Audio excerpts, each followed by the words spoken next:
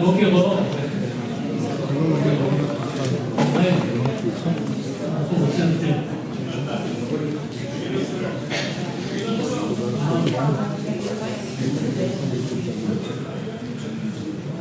אני מתכבד לפתוח את ההשקה, כנס ההשקה של הספר האחרון של חיים אסא, דוקטור חיים אסא,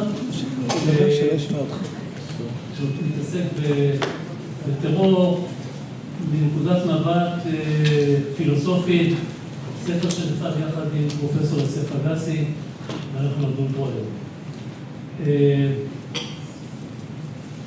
לאלה שלא יודעים, אני מכיר את חיים בדיוק 50 שנה, 76, נכון? 50 שנה, קצת אחרי יום כיפור. יום כיפור, אני הייתי אז במלחמת יום כיפור בענף מצוי בחיל האוויר.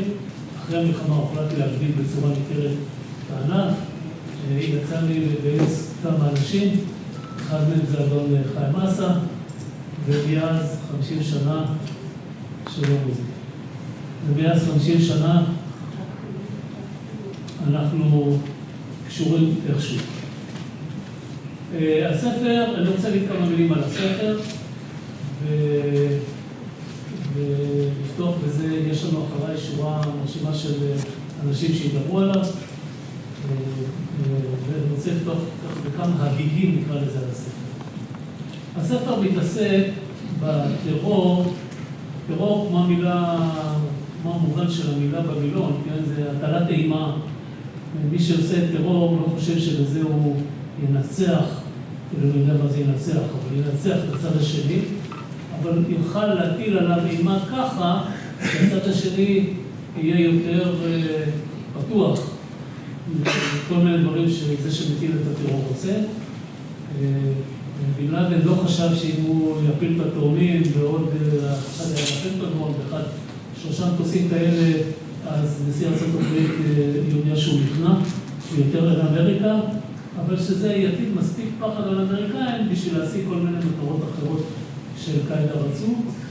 וחלק גדול מהספר, יותר מחצי, מוקדש לשאלה הזאת של הטלת טרור. אני רוצה להתייחס לנקודה אחת פה במקום הזה של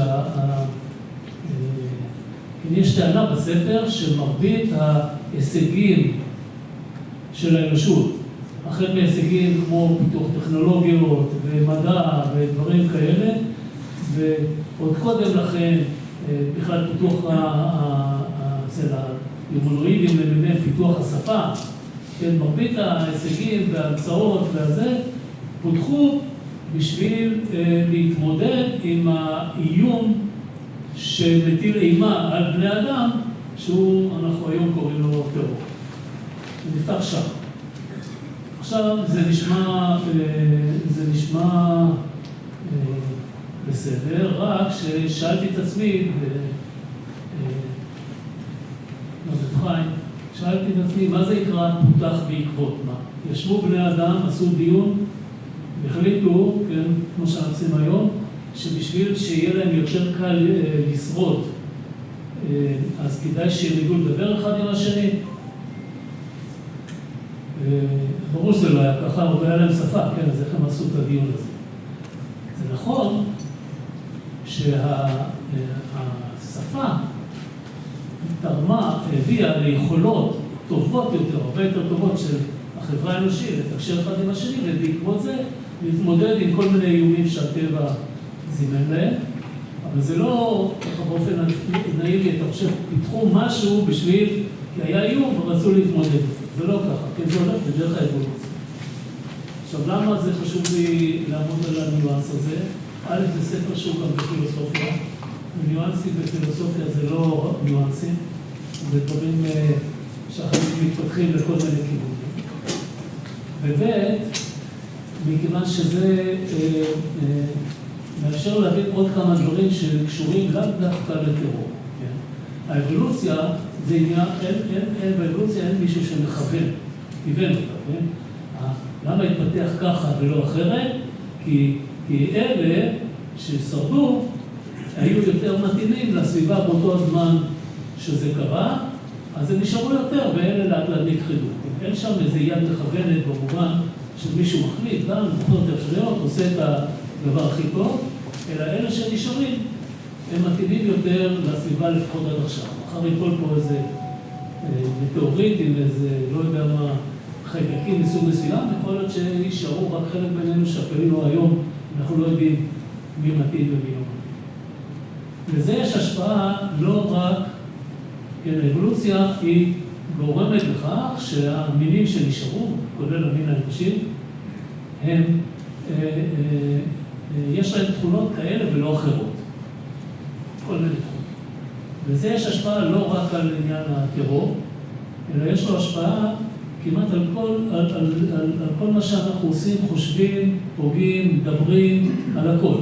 כי הכלי הזה, המוח, שדרכו אנחנו עם כל ההכרה, המוח והחושים, הכלי שדרכו אנחנו רואים את העולם, מנתחים אותו, מחליטים מה לעשות, כל הדברים, הכלי הזה הוא במידה רבה מאוד נבנה על ידי אבולוציה עיוורת כזאת, כמו שאמרתי לפני רגע, שבגלל שהיה לו יתרון שרידותי.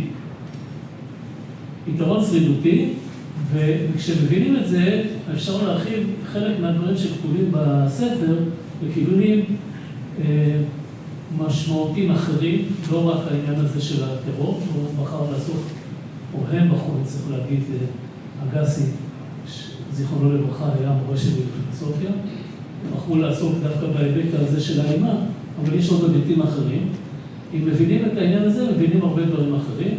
הדוגמה הכי טובה שאני יכול לתת לכם, זה אפשר להבין יותר בקלות למה ב7 לאוקטובר, אני לוקח בכוונה משהו רלוונטי לימינו, למה ב7 לאוקטובר, אחרי שראש השירות מעיר את הרמטכ"ל בדיון שיש בו גם את אלוף הפיקוד ומפקד האוגדה, והם דנים בשאלה, יש כל מיני סימנים, זה אולי מוביל למלחמה, אולי לא מוביל למלחמה, החלפת הסינים, אתם מכירים את הדבר הזה, למה אחרי הדיון הזה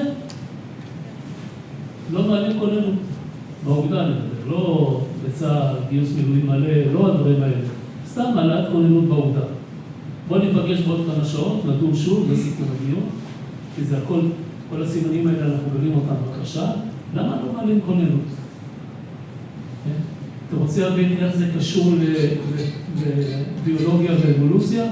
זה נורא פשוט, כן? האבולוציה התנתה את הדרך שבה המוח שלנו חושב, המוח שלנו לא חושב בכל מיני צורות מופרעות, יש לו דרך מסוימת, היא בנתה אותו ככה,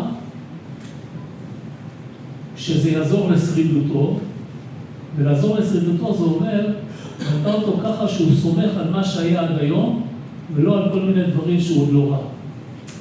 זה נכון בכל דבר בעולם שאנחנו עושים, כן? אני עכשיו גירקתי באף והלכתי צד אחד לאחורה, לא הסתכלתי, כשהלכתי צד אחד לאחורה, לא הסתכלתי אם הרצפה עוד פה. מבחינה לוגית זה שגיאה. נכון? ומאז שעליתי לפה לבמה, וב3-4 דקות שאני מדבר, יכול להיות שקרה משהו לרצפה, ואני צריך להסתכל לפני שאני דורך. אם הייתי לוקח את זה ברצינות ובודק כל דבר, כן, אם הוא עוד שם, ולא סומך על הזיכרון שלי ועל הניסיון שלי, שבדרך כלל הצפות נשארות, אז לא הייתי מספיק לעשות הרבה בחיים. בקיצור, לא הייתי שורד בסוף. תארו לכם, אני תמיד נותן את הדוגמה הזאת, בשביל לכל נותן את הרצאה הגדולה על זה, תארו לכם שבעידן הפרה-היסטורי, אנשים חיו כציירים ולקטים, כמו שאתם יודעים, בני אדם יש לנו איזה 2 מיליון שנה אולי, אבל את ההומו ספיאנס הזה שלנו 300,000 שנה, ועד לפני 13,000 שנה ציירים ולקטים. לא יודעים, לא המציאו את החקלאות, לא יודעים לגדל בבית.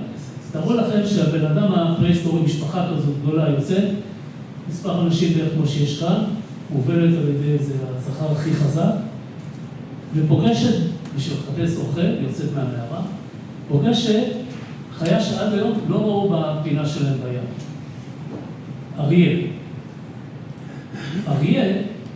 הם לא ראו מה זה, יש 2 אפשרויות.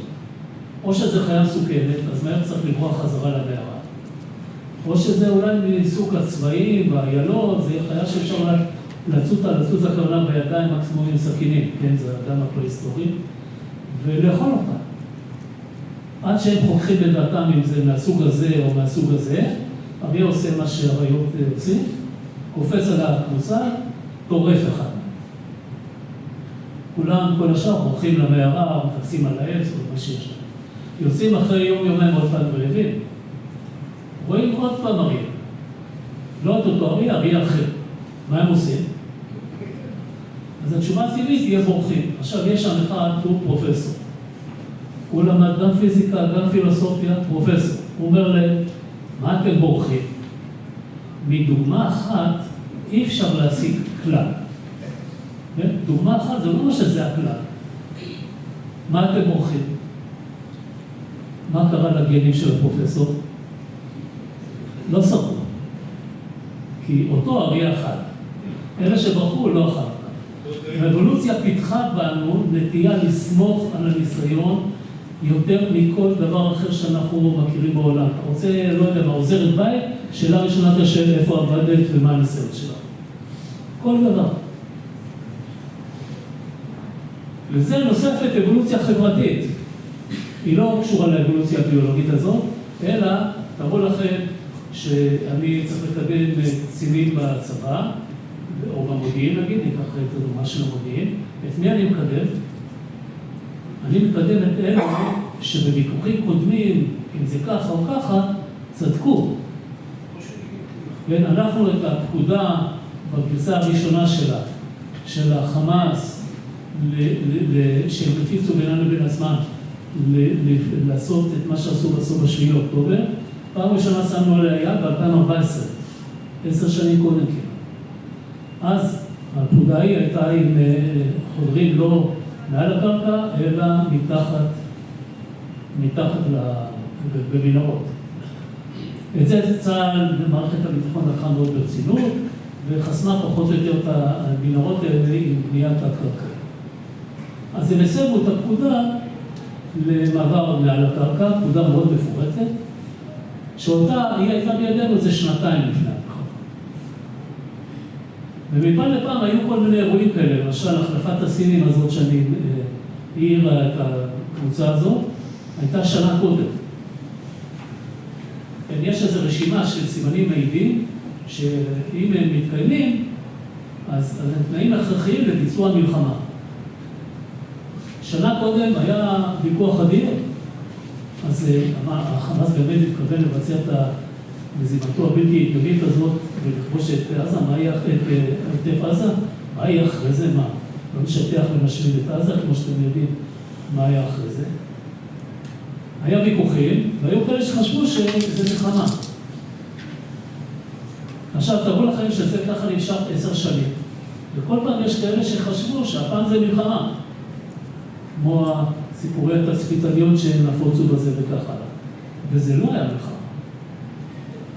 עכשיו אתה צריך לקדם את האנשים, את מי אתה מקדם? את הפאניקרים או את אלה שהם קול והם צדקו? מי אתה מקדם? אז לאבולוציה הביולוגית מתווספת אבולוציה חברתית, אתה מקדם את אלה שהיו קול, ונשארו קול ב7 באוקטובר. והדברים האלה מסבירים הרבה יותר מאשר רק היחס שלנו בתגובה להטלת האימה, לאיומים. כן, נגיד לא נגיד משהו לא מוחשי כמו אימה, אלא לאיומים שבאים, שמטילים עליך אימה. ויכולים להסביר הרבה יותר גם התנהגויות שבדיעבד אנחנו שואלים את עצמנו איך עשו שטות כזאת בדיעבד. אבל הם התאימו מאוד לניסיון הנצבר. אלה רק מדברים, תמיד הם מדברים. ב70 שנה הם רק מדברים. עד כאן להקדמה. כל השאר אני אניח לשיחות ביני ובן חיים, ואם יש לכם שאלות, הערות, טענות או מענות, אני מזמין אתכם לשאול. בקשר ל7 באוקטובר, אתה כתבת על מלחמת יום הכיפורים את הספר הפילוסופיה המודיעין, ואני חושב שזה בדיוק אותו מקרה. נכון. רק הבסיס הנתונים היה קצת יותר רחב מאשר קריטריונים. אתה צודק, ואני מוכן להבטיח לך שזה לא הפעם האחרונה שזה יחזור ויקרה עוד פעם, כי זה משהו שהוא בנוי, זה טעות לוגית שבנויה לתוך המוח שלה. בנויה על ידי האבולוציה, כן, המכונה, נבנתה ככה של לשרוד. האבולוציה הכניסה לה טעות לוגית. ולכן הדרך היחידה לצאת מזה, ואני לא רוצה להיכנס פה לפרטים, זה להכריח את עצמך לעבוד במתודה שהיא לא טבעית, לא מה שהמכונה אוטומטית בונה.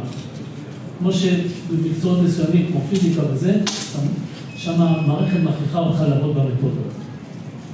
אפשר לקחת את זה עוד אחורה, במלחמת ששת הימים, בנובמבר של קודם, הייתה כוננות ולא קרה כלום, ואז בששת הימים. מכיוון שאני טוען שזה טבע האנוש, וטבע האנוש קנה מידה אבולוציוני לשינוי, זה מאות אלפי שנים, זה לא משתנה ב-10, 20, 50, 70 שנה, זה לא משתנה. אז הדרך היחידה, כמו שאני אומר, זה לכפות מבחוץ מתודה, לכפות על גופי מודיעין מתודה שתכריח אותם לעבוד בדרך הלא טבעית, ואם לא, אז אתה יכול ללכת במה שאתה רוצה גם לעתיד, זה יחזור ויחזור.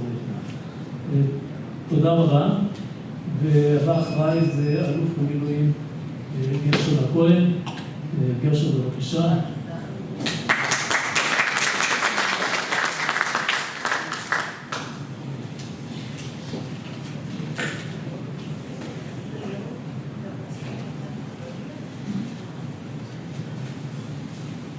תודה להזמנה.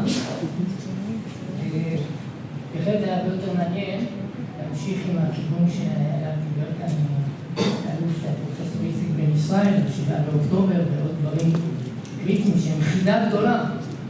אני הולך לדבר על הספר במבט קצת יותר פילוסופי, אז אולי אני מראש מאבד את העניין שעובר פה איציק בן ישראל. ברמה העקרונית, קריאה פילוסופית של הספר הזה מביאה אותנו לדיון קלאסי בסוגיית ההומניזם. דיון מוכר. השאלה איננה השאלה המוסרית, כי כיצד להתנהג באורח הומני הומניסטי ממש לא, אלא זה דיון בתופעת האדם, במידה רבה דיון אנתרופולוגי, ושאלה עתיקת תאומים מהו אדם, ויש לזה שורשים כבר בפילוסופיה היוונית, אצל אפלטון ואריסטו, אבל המסגרת התפיסתית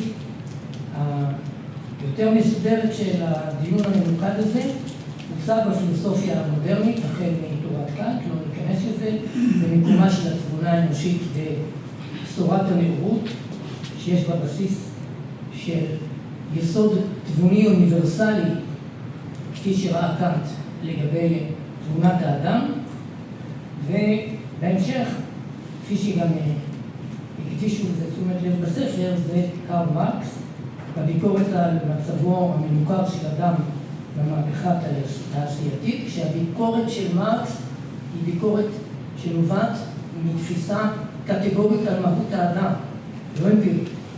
מהות האדם כבעל סגולה לייצר את תנאי הקיום שלו וליצור, וסגולה זו נשללת ממנו.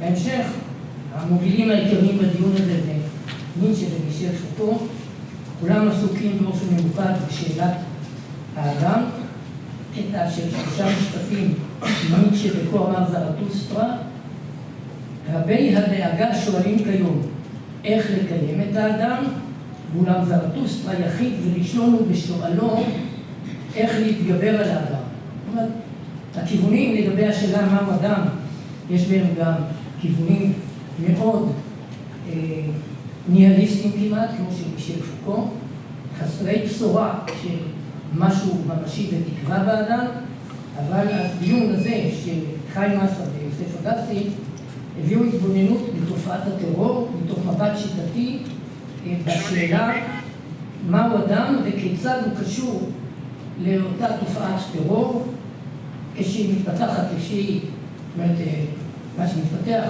בתופעת האדם, מתוך האימה הטבעית שמחולל הטרור. בבסיס, הם מציינים את זה שניהם, הם הולכים לשיטות שמסבירות את ההתפתחות במידה רבה האבולוציונית של האדם, במידה רבה בהביוריסטית שרואה את האדם כהתרחשות וקשור לנסיבות שמפתחות אותו, ומתוך הנסיבות נוצרה גם השפה, כפי שמסבירים כאחת הנסיבות, זה האימה הטבעית.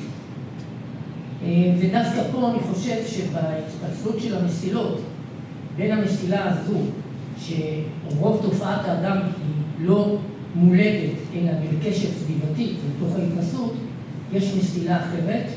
בצומת הזאת היא המסילה של חומסקי, שדווקא בשאלה של הטרור אני חושב שהמתודה שלו יכולה לתת לנו כוח הסברי אולי יותר טוב.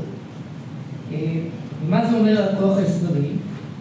כי בניגוד לגישות האחרות, הטענה העיקרית של חומסקי בכל ספריו באה ואומרת, יש כאן מסתורים. אני לא יכול להסביר את התופעה המסתורית של ילד ששומע מספר סופי של פסוקים בשפה, ולרוכש לא רק את ההבנה של הפסוקים, אלא את כושר היצירה הגנרטיבי של אין סוף פסוקים אחרים. את הדבר הזה קשה מאוד. הייתי אתמול שבת אצל הבית שלי עם הנכד שלי, שגדל שנה אחת בבוסטון, בשנה שבה הוא למד לדבר, והוא אומר, הוא הסמיל את הפרח שלי. הוא מתכוון לומר, smell my flower, הוא עבד, הוא ייצר בעצמו את השפה החדשה. מבחינת זאת, כושר היצירה הזה, מה שמסביר חומסקי, הוא טענה מרחיקת לכת שאומרת, חייבים, אין לנו ברירה, להניח את ההנחה מרחיקת הלכת שאומרת, זה טבוע באיזשהו צופן גנטי באדם, אין לנו יכולת אחרת להסביר את זה, וזאת קשירות מולדת. למה זה חשוב בשאלה הזאת אל הדיון בטרור? כי במידה רבה השאלה על הטרור היא לא רק מה עושה האדם שהוא נמען הטרור, שנפגע לידי טרור, בהתמודדות עם האימה שמחוללת בתופעת הטרור, אלא גם מאיפה בא האדם שמחולל את הטרור, מה מניע אותו. בחלק מהספר חיים ואגסי מתייחסים לזה, אבל הם מדגישים את הממד הפסיבי של נפגע הטרור, את הממד האקטיבי של מחולל הטרור. הם מדברים על זה גם במושגים של מוען ונימן, וזה מעניין מאוד, כי מהרגע שהם שמים את זה בתוך המערכת המושגית הזאת, הם שוקלים אותה בתוך השפה של רומן יעקובסון, של תופעה תקשורתית, סמיוטית אני קורא לה בשפה האירופית, כי הטרור כמופע תקשורתי, יש לו את כל הממדים של אירוע תקשורתי. יש מוען, נמען, יש מסר, יש הקשר, יש קוד ויש פונקציות. לא דומה פונקציה אחת בפונקציה השנייה, ולא נתעכב על זה. אני חושב שיש פה פוטנציאל גדול להסתכל על זה בכיוון הזה, כי ברור שזו תופעה בהקשר. ניקח לדוגמה את 9/11, ובוודאי אירוע תקשורתי מההד, הוא מניפסטציה בלב ליבה של התרבות הקפיטליסטית, והאירוע הזה מהדהד עד ימינו, כשהוא גם מייצר אפקטים דרמטיים על התרבות הגלובלית, פוגע בחופש התנועה, בחופש הטיסה, בחירות האדם, באדריכלות של הטרמינלים, כי אני קצת עכשיו, כל אחד הוא מושא לבדיקה, כל אחד הוא חשוד בטרור, עולם הוא לא השתנה. במקום הזה אני גם שם סימן שאלה על האמירה של איציק בן ישראל, שלא נאמרה היום לראשונה, שהטרור איננו בסופו של דבר יכול להשיג את האיום הקיומי, הוא טוען שכן, שהוא זורע סוג של איום מהסוג של מחלות אוטואימוניות לחברה האזרחית שאותה הוא תוקף בטרור, עד כדי יכולת לפרק אותה. את זה ניסו האיראנים לעשות לנו, קאסם סולימני בהחלט ניסה את זה בצורה גאונית, תודה לאל זה לא הצליח, אבל אנחנו נאבקים על זה. מבחינת העניין הזה, נותרת השאלה לא רק מה עושה נפגע טרור, שהוא הנמען, אלא השאלה שבמידה רבה אין לה הסבר, שהיא שאלה במבט על המחולל של הטרור, אבל למה, בשביל מה, בגלל מה התכלית. וכשמפרשים לא נכון את התכלית, מגיעים גם למקומות של קבלת החלטות לא נכונות. הנסיגה בשנת 2000 מלבנון היה מסמך שאני ליוויתי אותו בשנת 99, לא כתבתי אותו, שהסביר וניתח שמטרת המלחמה של חיזבאללה, הטרור שלהם, הוא שחרור אדמת לבנון, הם לוחמי חירות על אדמת לבנון, הם במקום שאם אנחנו יוצאים מלבנון, אנחנו שומטים את הצידוק שלהם להמשיך ולהילחם, ומאותו רגע הם יניחו את נשקם. אבל יסוד האל-מוקרמה, שמתורגם בטעות להתנגדות, באנגלית רזיסטנס, הם לא לוחמי רזיסטנס, שכשנגמרת המלחמה והנאצים נעלמים, חוזרים לחיי שגרה. רעיון האל-מוקרמה הוא רעיון של דבקות דתית והקדשה דתית של אדם למאבק אינסופי, בכל דרך אפשרית במסגרת המגבלות, ובמטמורפוזה של היכולות ביחס למציאות. ולכן מיד הם מוצאים סיבה אחרת להמשך המאבק, כי מה שמעניין אותם זה המאבק, והם לא יניחו את נשקם. מבחינת זאת, השאלה למה היא שאלה שמביאה אותנו אל עומק המניע האמוני דתי, שבמידה רבה חיזבאללה רק ניצל את הכיבוש כהמקלע, אבל היסוד היה הרבה יותר עמוק. הם רצו לפגוע בישראל לעומק, ובשבילו להיקלע לעומק מיותר ולאבד את הזמן שלי, אני אגיד פה משהו מעניין על האסלאם. הספר במידה רבה נטוע באוריינטציה יהודית נוצרית על תפיסת האדם והקוסמוס ורצונו של האדם בחיים שגרתיים ומסודרים, ועל הסתכלות על האל כמחויב ליציבות וחסד. כשלותר מתרגם למשל את התנ"ך, יש לו קושי גדול עם תרגום המילה אדוני צבאות, או אדוני איש מלחמה, אדוני גיבור מלחמה. מה לאלוהים מלא החסד ולמלחמה, הוא מדלג על זה. מבחינת זאת צריך ללכת אל המקום האסלאמי, שהוא גם מקום דומה מאוד לתנ"ך, והשאלה מה המקום של כוחות הרוע, ויש רוע בעולם. שאלה תיאולוגית גדולה, נצרות מתקשה, לאסלאם יש פחות בעיה, בספר איוב אין בעיה, וכאן הכיוון, גם של ניטשה, גם של חומסקי, מביא אותי לטענה שיסוד הרוע טמון כמו כשירות הלשונית של האדם, יש בו כוחות רוע. וכשהנצרות מדכאת אותם, נוצרת התרבות המערבית, והיא מתקשה לעמוד מול תרבויות שהיא יודעת לתת דרור לכוחות הרוע ולרתום אליהם גם את הסיפור הדתי. מה שזה אומר, שיש פה, כפי שטוען חומסקי על התיאוריה שלו, שהיא היפוך קופרניקאי, יש פה היפוך קופרניקאי. במקום להגיד שהדת מחוללת את הטרור, במעגל הזה הטרור והרצון לעוצמה של רצון לרוע מחולל את הממדים הדתיים שנותנים צידוק לטרור. וזה מעגל בדיוק כמו מעגל גוף ונפש, מעגל חומר ורוח, שזה מתחיל להתגלגל ולא חשוב כבר איפה זה מתחיל.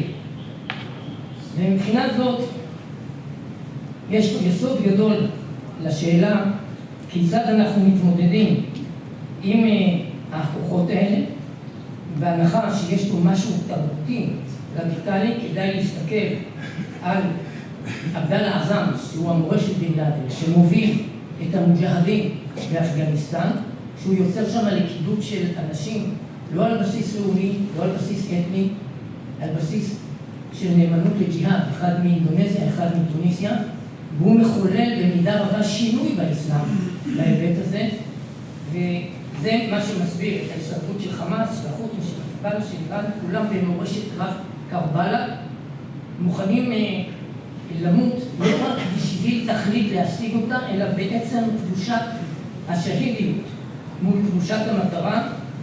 זה שם אותנו במקום מאוד בעייתי בהתמודדות. אני לא אגע פה בציטוטים כדי לדון בעניינים, אני רק אגיד דבר אחד, שכשאני מעיין דיבורים של חומייני, חמנאי, נסראללה, אני אומר, הם מדברים אמונה, אבל זה ממש לא מתכתב עם למשל הספר איש האמונה הבודד של סולובייצ'יק.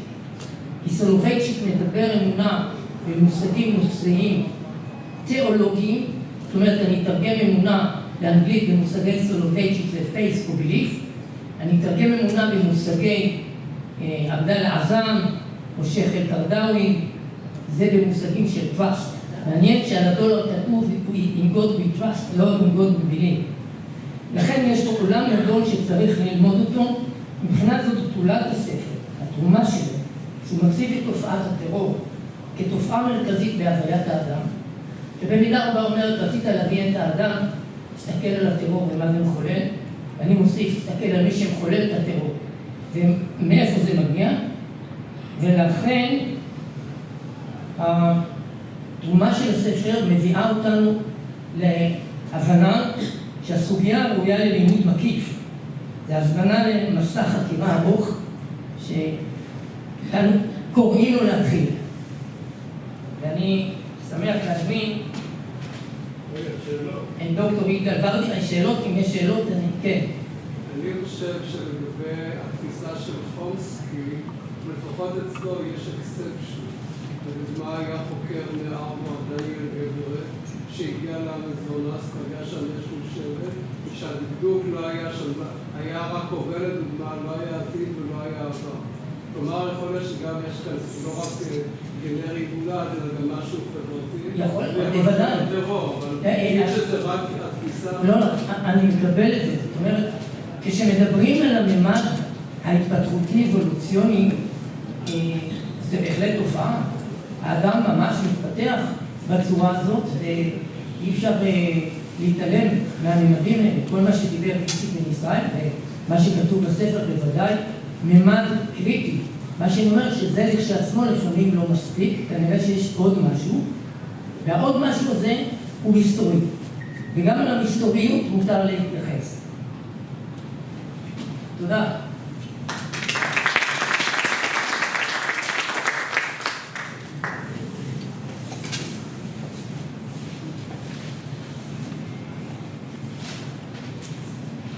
שלום לכולכם. ישנה אמירה בהודעה במדע שההצלחה במחקר מדעי, 50% מההצלחה טמון בהצגת השאלה. עכשיו, הספר החדש שכתב חיים מסר ופרופסור, דוקטור חיים מסר ופרופסור יוסף אגסי, מציגים פרדיגמה מהפכנית. ותכף לפני שאני אציג אותה, אני רוצה לומר שאני את אגסי אימצתי כמורה 50 שנה. זה הייתה מה שנקרא בחר לך רב. אגסי, אני יכול לומר בפה מלא שמדובר בגאון, לא רק בקומולציה של ידע, אלא גם בחריפות שכל שאין כמותה, אבל הוא סבל ממחלה. המחלה שסבל ממנה שנקראת מחלת הספקנות. ולכל אורך הקריירה שלו הוא לא טיפח, עליו שיהיה לו עשרות ומאות הברקות בכל הכתובים שלו. אני יכול לאתר אותה ולהציג אותה. הוא לא טיפח אף פרדיגמה אחת בכל אורך הקריירה שלו. והפלא ופלא, בסוף חייו, בקשר שלו המופלא שהיה לו עם חיים, בספר הראשון, בספר השני הנוכחי, לא יודע מה עשה חיים במעשה קסם, ונולדה פרדיגמה חדשה, עכשיו אציג אותה. מה? מה? ובכן, כי אגסי לא היה מסכים שיהיה רשום משהו בשמו, אם הוא לא היה מסכים לזה. ובכל ספריו אין פרדיגמה. הפרדיגמה שמציג אסא ואגסי זה שההלם, לא רק של טרור, הלם החיים, הוא המיילד תרבות. וואו. אני קראתי את זה, ולגבי תרבות הוא מדבר על דת, על מתמטיקה, על שפה, על ממשל. אני התרגשתי מאוד מהעצם האמירה, עוד לפני שנראה איך מנמקים את זה. כמו שאמר איציק, איך מנמקים את זה. אז כתבתי לחיים, תשמע, הפרדיגמה הזאת היא מהפכנית. עכשיו השאלה, איך נוכיח את זה? באמת בספר הזה יש ניסיונות, אבל המעשה לא גמור, ואני מנסה עכשיו 10 דקות הבאות להציג לכם, לפניכם, גם בכובע כפסיכולוג וגם בכובע כפילוסוף, יש שתי הקריות שאני עוסק בהן, לנסות לקדם ולומר את השאלה איך ההלם מפני החיים מיילד תרבות. זה האתגר. ובכן, אנחנו יודעים כפסיכולוגים שיש חרדה מדבר בלתי צפוי, שיש פוביה מדבר קונקרטי, יש התקפי פאניקה. אנחנו יודעים שיש אזור במוח שנקרא אמיגדלה, שתפקידו להיות בעיכול למלחמה. והאמיגדלה יש לה את המושג, היא פועלת ב-FFFF, Fear, Fight, Flight או Freeze. אני בחרדה, בעיכול של פחד ובעלה, ואז או שאני נלחם, או שאני בורח, או שאני משתקק. אבל הפילוסופים המציאו מושג חדש, שנקרא חרדה קיומית. כשאני מדבר על פילוסופים, אני מתמקד בעיקר על קירקגור ועל היידגר. קירקגור בכלל ברעדה מדבר על החרדה הקיומית של האדם. תכף נגיד מה זה. והיידגר, שכמובן אגסי לא היה מזכיר אותו, גם אם שמים לו אקדח על הרקה, כי הוא היה גם גרמני נאצי, והוא סלד ממנו, ולאורך כל דרכו הוא לא דיבר על מילה אחת, וגם גרם לתלמידיו לא להתעסק איתו. וידוע שאומרים שבמאה ה-20 ויטגנשטיין והיידגר, שני אנשים שאגסי פחל בהם בצורה נוראית. אבל את ויטגנשטיין הוא כתב על הספר בסוף חייו, על היידגר הוא רוצה להזכיר אותו.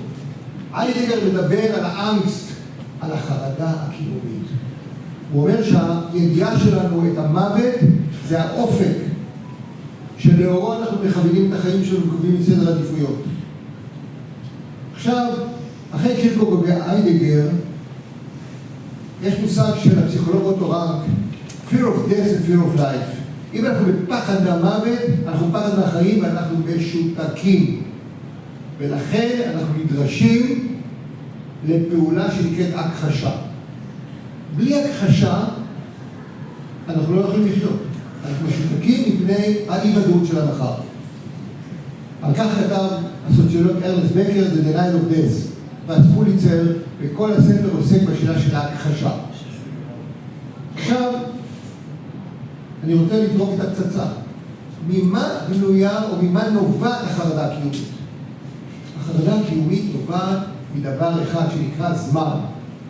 הזמן זאת ההיבט ההרקלאיטי של הכל משתנה. כשהכל משתנה בזמן, גדל ונבן ומתקלה. אתם יודעים שעל פי הטענה של הרקליטוס, אין זהות, חוק הזהות האריסטוטליאני לא חל על כלום, כי הכל משתנה. אחד יכול לטבול פעמיים אותו נחל. והתלמיד שלו אומר אפילו פעם אחת לא יכול לטבול. עד שאתה שם את הרגל השנייה, אתה משתנה והנחל משתנה. כשאנחנו חיים את הזמן הדיאכרוני של החיים שלנו, אנחנו בחרדה. גם חרדה מהברבור השחור, מאי-ודאות, בדרך כלל אי-ודאות של מכת יום. מי אמר שתזרח השמש, כמו שאומר יום, זה חל לנו יום-יום. יום-יום בפחדים שלנו. ובכן, מה המזור הפסיכולוגי לחרדה הקיומית? המזור הפסיכולוגי היא שנפש האדם יוצרת את המימד הסינכרוני, העל-זמני. ואני עכשיו אסביר את זה. כלומר, אנחנו חיים את המימד הדיאכרוני, אבל בשביל להתקיים אנחנו יוצרים את המימד הסינכרוני. מי שכתב על זה 60 שנה, ועשה בזה קריירה, זה המורה שלי, חברי, פרופסור שלמה גיורא שוהם, בספרו הליכי טנטלוס, הוא מדבר על ההליך הדיאכרוני של התפתחות האדם, ואני תכף אסביר את ההליך הסינכרוני.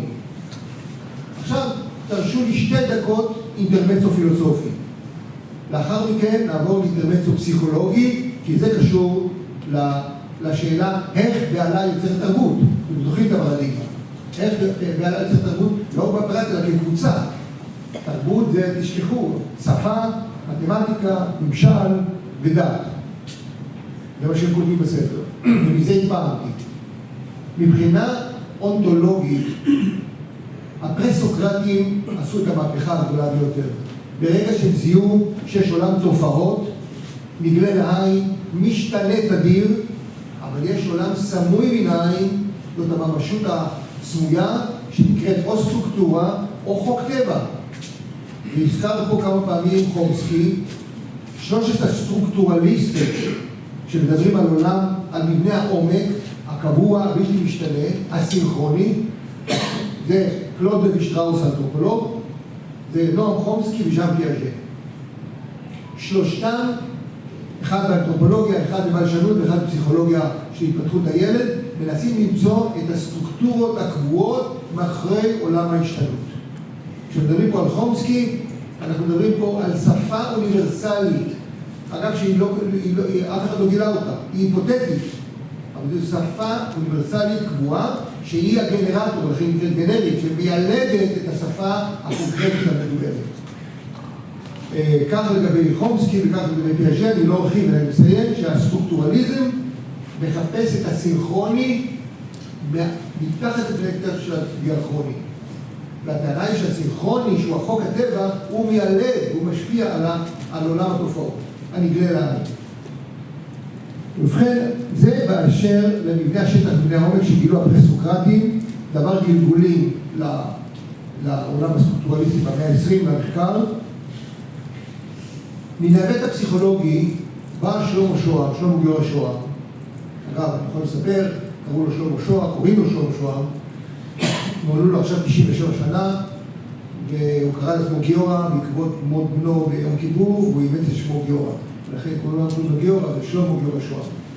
שוהם כתב את הליכי טנטלוס, והוא זיהה באדם את ההיבט הדיאכרוני, אתה נולד, אתה אחר כך גדל ויוצר גבולות בינך לבין העולם, גבולות אגו, ולאחר כך אתה עובר עוד תהליך שבו אתה משתייך, זורקים אותך, אם זה בטקסי מעבר ואם זה בנושא של בר מצווה, ברוך שקראנו, אתה נזרק לחברה. אלמנטים דיאכרונים של היפרדות, כגדילה.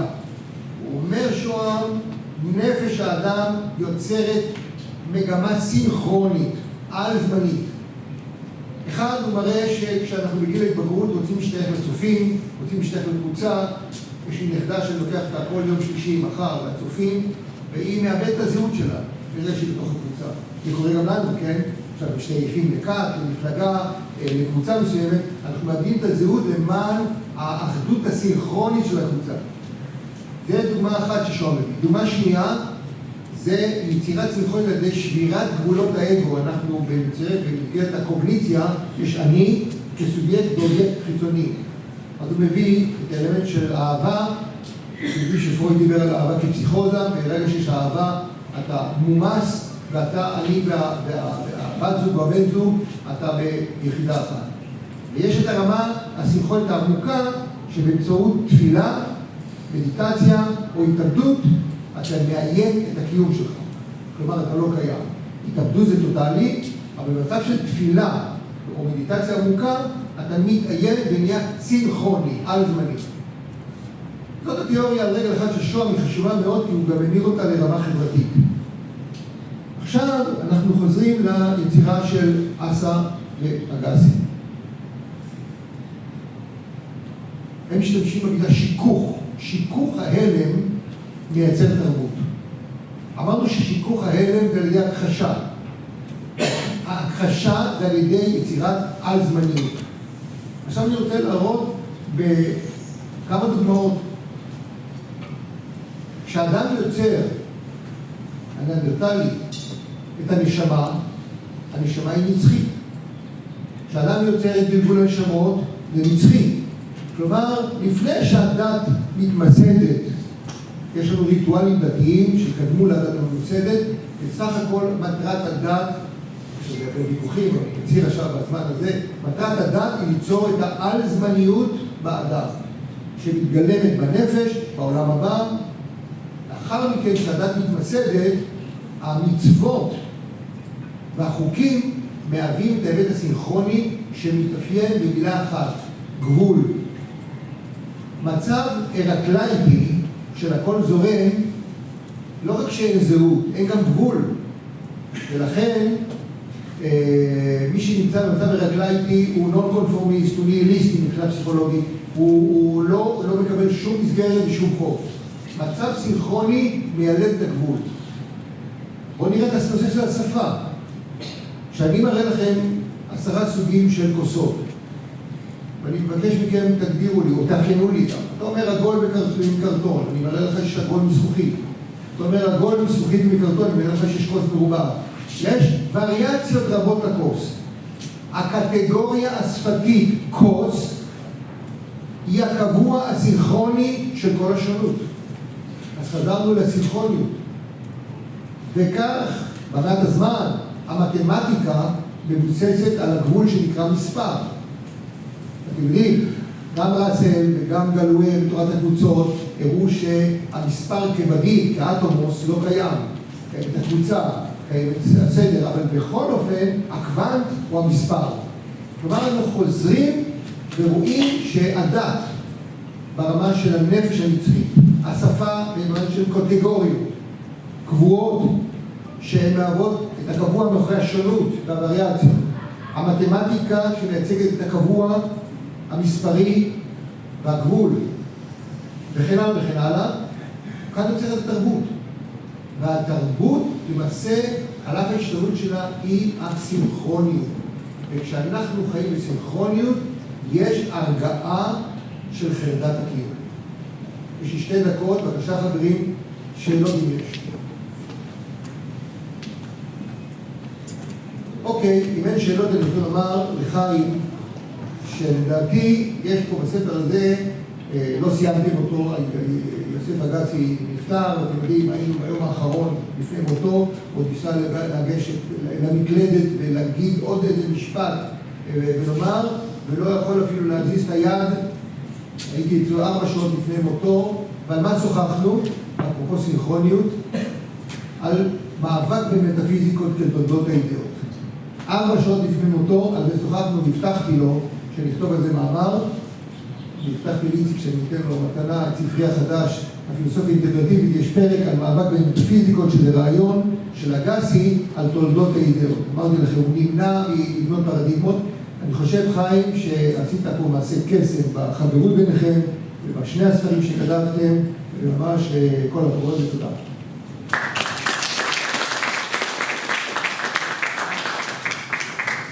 אני מזמין את סימה שי, נכון? נכון. בבקשה.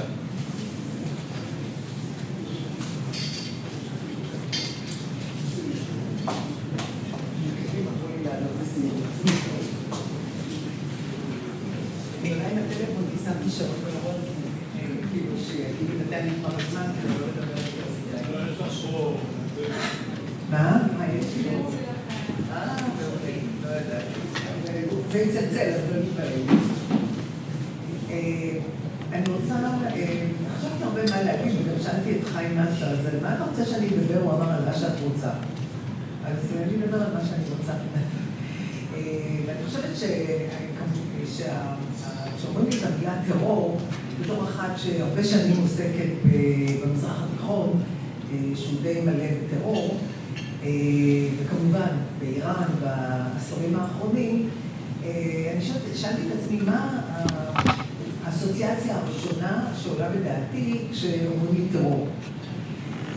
ואני דווקא לא חושבת מיד על פיגועים בתל אביב שחווינו כל כך הרבה ועל כל הדברים שחלק נצרב מאוד במודעות של כולנו.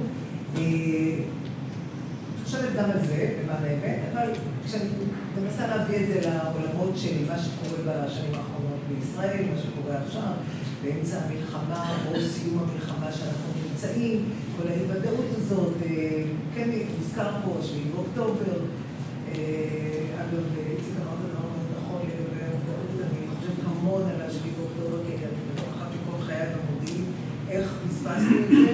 אני חושבת שגם כשחוזרים ועוד פעם ועוד פעם, בסוף פעם אחת הם יצליחו. וזה כנראה, גם אתה אמרת שזה יקרה עוד פעם. אז השאלה הזאת היא באמת שאלה שהרבה מאוד מטרידה אותי, האם יש דרך בכלל להתמודד עם זה, אבל אני רוצה לקחת את זה לעולם היותר קטן של איראן, ולהגיד מה אומרת לי המילה טרור שאני חושבת עליה בהקשר הזה. ויותר ברמה פילוסופית, לא באירועי טרור. זה משטר שחלק מתפיסת העולם שלו היא טרור כלפי התושבים שלו. נתחיל קודם כל בפנים. כן חובשים חיג'אב, לא חובשים חיג'אב, כן אומרים משהו, כן כותבים משהו, מדברים בצורה כזאת, מפרסמים. זאת אומרת, יש פה בסיס מאוד משמעותי של משטר שמתבסס על טרור. לא קורא לזה בטרור, קורא לזה חוקי הדת, קורא לזה כל מיני חוקים אחרים. אני הייתי לא רוצה לקחת את זה למקומות אחרים, אבל גם בניסיון לכפות חוקים דתיים יש אלמנט של טרור. כי יש בזה אלמנט של כפייה ושל ניסיון באמצעות המהלכים האלה להשפיע על ההתנהלות שלך, על החשיבה שלך, על הנאמנות שלך, על הרבה מאוד דברים. ואני חושבת שזה נכון יהיה, בתור באמת ניסיון רב שנים שלי, להבין את המשטר הזה. חלקים ממנו אני יכולה להגיד שאני כבר מבינה, אבל אי אפשר לומר שאני מבינה לגמרי. וצריך להגיד שכשאתה מסתכל באופן כללי 47 שנים של משטר שמתבסס על אידיאולוגיה מאוד מאוד ברורה, ידע הרבה מאוד פעמים לוותר, לשים בצד את האידיאולוגיה וללכת על מהלכים שמשתלמים לו לאומית, לקדם את האינטרסים שלו בכל תחום, בתחום הכלכלי, בתחום המדיני, בתחומים של תרבות אפילו. ולכן זה לא או זה או זה, זה גם זה וגם זה. והנושא הזה של הטרור, שנתחיל בתוך המדינה, כמו שאמרתי, קודם כל כלפי התושבים של המדינה עצמה, כמובן יש לו היבטים גם של הזהירה בחוץ. והשאלה, האם האיראנים חושבים לעצמם שבאמצעות הטרור שהם עשו לאורך השנים, ואני אגב רוצה לכפור בזה, שמהיום הראשון רוצים להשמיד את ישראל. תרבי למיקרופון בבקשה. אני רוצה לכפור בזה שמהיום הראשון הם רוצים להשמיד את ישראל, וזאת המטרה שלהם וכל זה. אני ממש לא חושבת שזאת התמונה. אגב, תוכנית הגרעין האיראנית התחילה כדי להתמודד עם הטראומה של מלחמת איראן-עיראק, ושל מה שהעיראקים עשו להם, ושל הנשק הכימי שהופעל נגדם והטילים. זאת אומרת, אין פה איזה משהו ברור לגמרי, שהיום אנחנו מדברים עליו כאילו זה מובן מאליו, שכל המהות של איראן זה לבוא ולהשמיד את מדינת ישראל. אין זה אומר שלאורך השנים, ולאורך העימות שהתפתח בין ישראל לבין איראן, ששתי המדינות הפעילו טרור אחת כנגד השנייה, וכשאנחנו אומרים טרור, זה כל אחד מגדיר לעצמו, האם טרור זה רק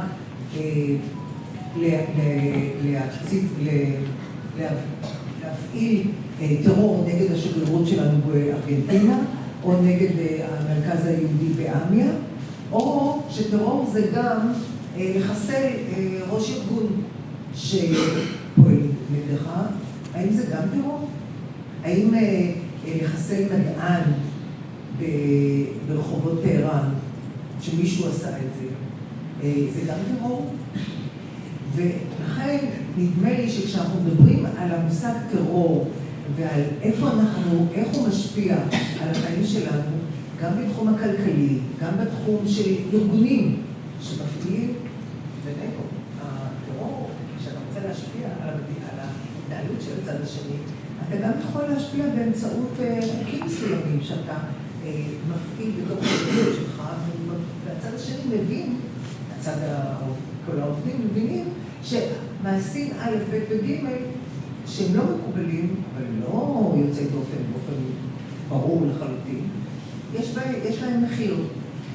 מה שאני מנסה להגיד זה שקודם כל, אם הבנתי נכון, הספר מרחיב את משמעויות הטרור, המילה טרור, אבל ברור לגמרי שזה משהו שהוא מפעיל כלפי, שהאירוע הזה מפעיל כלפי עצמך, כלפי הנפש של הפרט, יכול להיות הנפש של המדינה גם, יכול להיות הנפש של זה, אבל הוא בראש וראשונה כלפי הפרט וכלפי האופן שבו הוא מתמודד עם התופעה הזאת.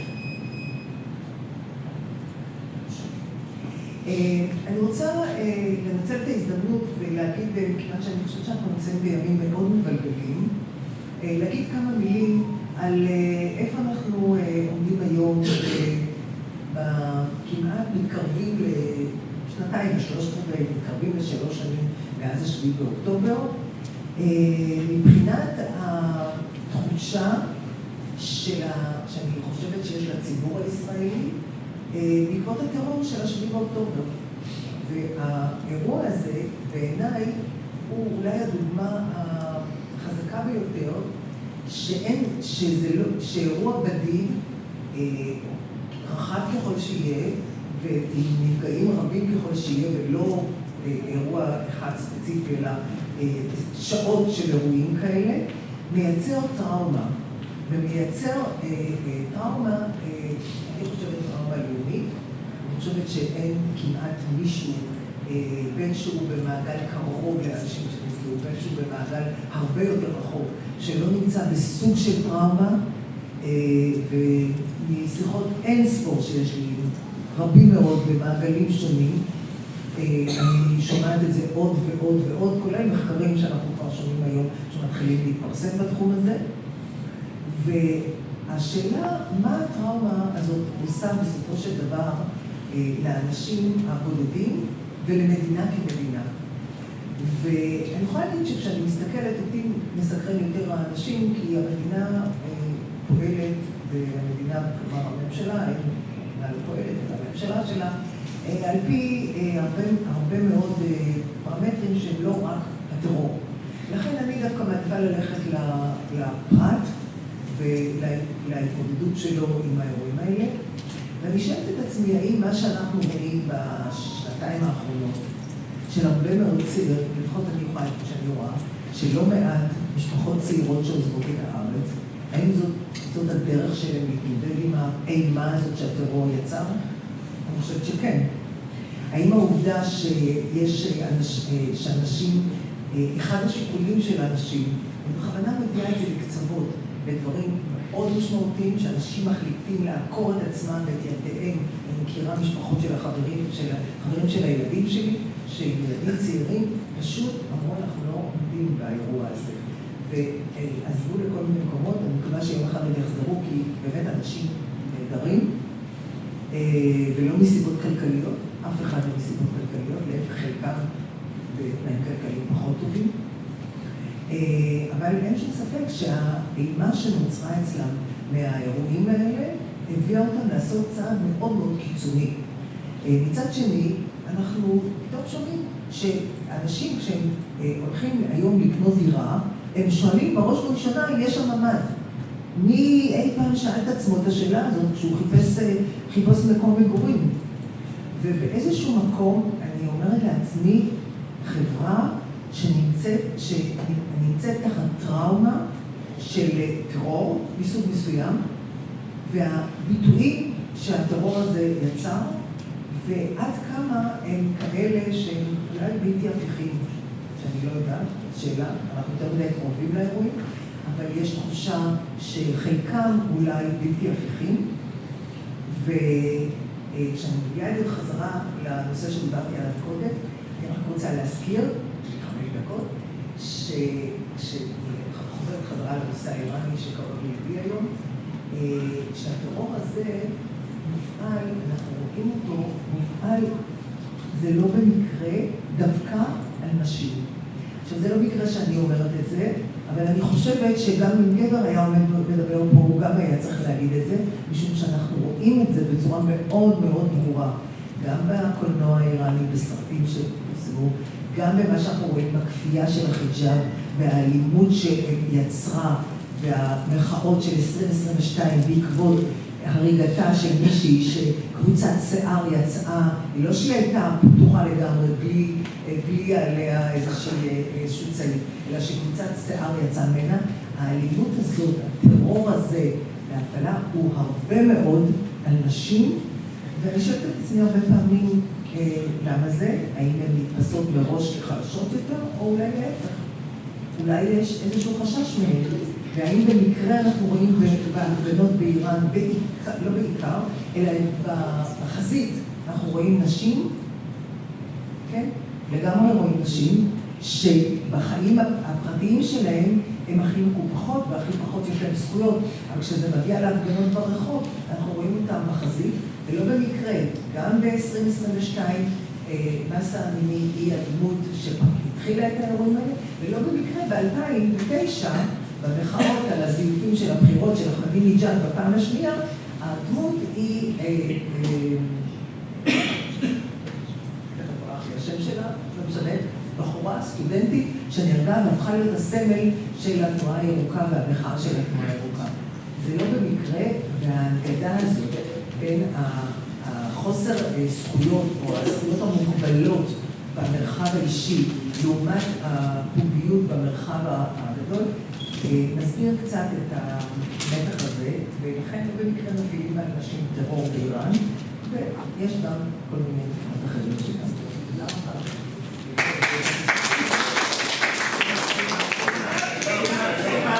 תשארי בבקשה. את צריכה להישאר? כן, יש שאלות. דבר ראשון זה הערה, פה הממ"ד. חבר צעיר שלי נפרד מבת הזוג שלו ומחפש בת זוג חדשה. השלטון שמחפשים, כל הדברים האלה. היא האחת שהשיחה התנהלה די יפה. ואז היא שאלה אותו, תגיד לי, היית נשוי פעם? הוא אמר לו, יש לך ילדים? לא, יופי, זה טוב. יש לך ממ"ד? הוא אמר לא, זה מה תודה רבה, סגרת הפרק. עכשיו, הדוגמה הבאה. עכשיו, אני אוהב לשמוע אותך, הטענה שאת טוענת, שהיא לא הטענה המקובלת, שהאיראנים לא בנו את הפצצה כדי לחסל אותה. זה לא אומר שהיום... אבל, את מזכירה לי את הימים שלמדתי פה תקשורת, ושלימדתי פה תקשורת. ואז דיברנו על כך שיש הבדל בין העולם המערבי, שהתקשורת פתוחה, ביקורתית, מציגה את מרחב הדעות, לבין העולם הלא דמוקרטי, ברית המועצות, אז דיברנו על ברית המועצות, ששם התקשורת היא שבט בידי השלטון. כך למדתי וכך לימדתי. היום שמעתי אותך אומרת את הדבר הזה, לא התקשורת, אלא הטרור. אם זה היה ויכוח פוליטי, הייתי אומר לך, הרי הרבה אנשים בעולם טוענים שישראל היא מדינת טרור. אבל זה אני לא אומר, כי זה ויכוח פוליטי. אבל להשוות בין איראן, שמשתמשת בטרור, לבין המדינות הדמוקרטיות, או דמוקרטיות כביכול, גם אם הן לא ליברליות, שלא משתמשים בטרור, זה רק עניין של כמות. בהונגריה לא רוצחים אנשים ברחובות, אבל לא משתמשים באמצעים של טרור, ובישראל לא הורגים ברחובות, אבל אין טרור במובן הנמוך יותר. על השפעה על אנשים, מה לחשוב, מה לא לחשוב, את מי מפטרים מבית ספר, ומי לא מפטרים מבית ספר, איזה רופא ערבי, מוסלמי, בבית חולים לא נותנים לו לעבוד, בעיקרון זה אותו דבר. ולכן הטיעון כאילו איראן היא מדינת טרור, ואנחנו בעולם הנאור איננו מדינת טרור, מזכיר לי את מה שעשה יחזקאל דרור, שכתב את הספר המפורסם שלו על מדינות מטורפות. עד שבא אינטליגנט אחד בארצות הברית, האמלסטי, ואמר על פי כל הקריטריונים של יחזקאל דרור, ישראל היא מדינה מטורפת. כן, אבל צריך להגיד אתה צודק בזה שאתה אומר שזה גם עניין של כמות, אבל צריך לומר שבאיראן העניין של שימוש בטרור, להרוג כמובן אופוזיציה באירופה, זה פשוט כלי לגיטימי לשרידות המשטר. הרבה יותר ממה שאנחנו רואים, אבל אני חושבת שבדמות של אדם, בארצות הברית יש מיליון שחורים בבתי סוהר, והביקורתיים טוענים זה כדי שהם לא ישתתפו בבחירות, כי אם הם ישתתפו בבחירות, הדמוקרטים יעלו. זה טרור מתוחכם יותר. זהו, אני יכולה לרדת? תודה.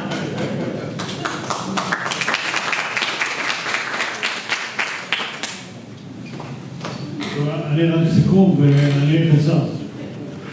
מאוד. מה? צריך להציג אותך. זה מין סיכום קטן גם של הספר וגם של מה שרצינו להגיד וגם מה שנאמר פה. אני שומע אותי טוב? קודם כל תודה לאיציק בן ישראל שנתן לנו את האפשרות הזאת וגם לאוניברסיטה. ואני גם מודה אישית פרופסור אגסי, ששיתף פעולה פה, ועוד עד רגע מותו. להבין, זה היה ממש עד רגע מותו. הנקודה העיקרית של הספר, אני מרגיש פה נקודה, 3 נקודות ואני יורד. אחת היא שהאימה הזאת, קודם כל, אימה זה לא פחד, זה הרבה יותר מורכב. אימה, אם תסתכלו במילון, זה תרגום של המילה טרור, גם באנגלית וגם בצרפתית, וזה לא משנה. טרור, יש לו תמונה אחת, מרכזית, שזה החזרתיות. חזרתיות, כלומר, כשאני עושה פיגוע טרור, אני בעצם מאותת לנפגע ולנמען שאני אחזור ואני אעשה את זה שוב. משהו דומה, משהו יותר גרוע, משהו יותר קשה, משהו נורא, עם אותם סימנים, בלילה או ביום, נגד נשים או גברים או ביחד. כלומר, החזרתיות היא אלמנט קריטי בנושא האימה, בנושא הטרור, ובגלל זה גם בנושא האימה, ולכן זה לא פחד מורגי, פחד שהתקרה תיפול עליי, בסדר. אחרי שאני אצא מהעולם הזה, אני כבר עשיתי פחד. זה דבר ראשון. האימה הזאת, שפירקנו אותה, ואני לא אפרט אותה מעבר לזה, היא בעצם הרחם שילד את הדבר אחד החשובים ביותר בעיניי, ואני חושב שהוא המקור להמשך, את מושג הזמן שהוא בסיס לפיזיקה. אני לא חושב שיש בסיס אחר לפיזיקה. יש את המושג של מרחב, אבל מושג הזמן הוא מושג קריטי, הוא סובייקטיבי לטענתנו, למרות שלא כתבנו על זה, כי זה לא היה הנושא, אבל בעיקרון אנחנו בהתייחסות לכך שמושג הזמן הוא מושג סובייקטיבי, הוא לא, אין בטבע זמן. וזה הבסיס של הפיזיקה, ולטענתנו, לטענת הספר, זה הייתה השאיפה של האדם, ההומו ספיאנס, להתמודד עם המציאות, עם מדעי הטבע, דרך מדעי הטבע, פיזיקה, כימיה וכו'. טענה שנייה שהאימה הזאת היא הרחם שלא הוליד רק את מושג הזמן, הרחם הזה הוליד גם את השפה האנושית.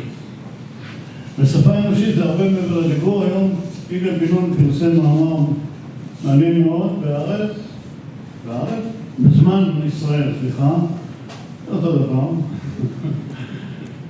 שמראה את ההבדלים בין שפה ודיבור, וצדק. כלומר, שפה זה לא דיבור, זה גם לא סימנים. נכון שקרוקודילים מדברים, יש להם כל מיני סימנים אחד לשני, קרוקודילים וכל מיני חיי קרישים, זה לא שפה. שפה זה משהו אחר, מורכב, האדם פיתח אותה. אחד הדברים המרתקים שמחכים לחוקרים, לטעמי, אני לא יודע אם אני כבר רלוונטי, זה למצוא את הקשר בין הזמן, מושג הזמן, מרכיבי הזמן, שניות, דקות, שעות, אוקיי? ומושגי השפה האנושית. פעלים, אובייקטים וכו'. בספר מטופל גם הנושא הדתי, הדת. והכוונה היא שגם היא נולדה באיך אומרים, מאותו רחם, שלושתם נולדו מאותו רחם, מתוך איזושהי משוואה, הבת שלי משגעת אותי, אני תכף גומר לדבר. הסיפור של הדת, לטענתנו, הוא סיפור של אותה טרנספורמציה, אחריות על המציאות הלא מובנת שלנו בני אדם. הטרנספורמציה הזאת, אני מעביר את האחריות לאותו אל, אלים, whatever, ואני מסתפק במצוות, זה אני יודע לעשות. ככל שאני ממלא את המצוות יותר באדיקות, יש סיכוי שהמציאות תהיה נכונה יותר. זה לא כל כך קורה, אבל יכול להיות. 3 ילדים לאותו רכב. טרור. אנחנו מדברים על טרור על 7 באוקטובר, לא נעים לי להגיד, זה יום הולדת שלי. ואני אגיד פה רק משפט אחד, ובזאת אני אסיים. התפקיד של גוף טרור הוא להציק לנמען. להציק לו, לפגוע בו, מתוך כל מיני אינטרסים. אני חושב שכולנו פה מכירים את האינטרסים שלו, שיכירו בו, שהוא יוכל להשיג כל מיני הישגים וכו' וכו'. אבל מה שחשוב לזכור, שהוא לא נח לרגע. לכן אין מקום להסדר עם גוף טרור. אם מסתכלים על זה לוגית. אם אני מסתכל על זה לרגע לוגית, אני לא, אני שמאלן. שמאלן נוראי. ואני מגיע למסקנה שהטיפול הכי נכון לגופי טרור זה לעדות אותם במיידי. לא להיכנס איתם לאיזשהן הפוגות או 5 שנים של שקט או 6 שנים מפה ו6 שנים מהחיזבאללה, מהחמאס ולצרוח פוליטי שהנה השגתי שקט. דבר אחרון שאני רוצה לומר לגבי הטרור, יש מושג שנקרא טרור יחידני. מה זה יחידני? זה טרור שמתבצע על ידי אנשים שלא מפגעים, שהם לא שייכים לשום ארגון. הם פשוט קמים בבוקר, פאניקה, איזושהי פאניקה אישית. אחות שלו גנבה לו את הירושה, אמא שלו התבנה אותו, לא יודע מה, והולך ורוצח את בעל הבית היהודי שלו. אנחנו הגענו למסקנה שהאימה נמצאת גם באנשים האלה. אנחנו צריכים להכניס בהם עוד אלמנט אחד של, הייתי קורא לזה, היסוס. לשם כך, אנחנו נדרשים אני אקרא לזה ענישה דיפרנציאלית. כלומר, אנחנו מענישים באופן קבוע. העונש על בן אדם שפגע, נהרג, עושים לו את הבית, ועוד כמה דברים שכולם יודעים, כולם מכירים אותם. אנחנו מדברים על דיפרנציאליות ועל כך שהשופטים הוא מעבר איתי. צריכים להחליט החלטות יצירתיות, חדשניות, לגבי אותו מפגע. כך שבשנייה שהוא דורס אנשים בתחנת האוטובוס, הוא יחשוב עוד פעם, עוד שנייה, לפעמים זה מספיק. תודה רבה לכולם.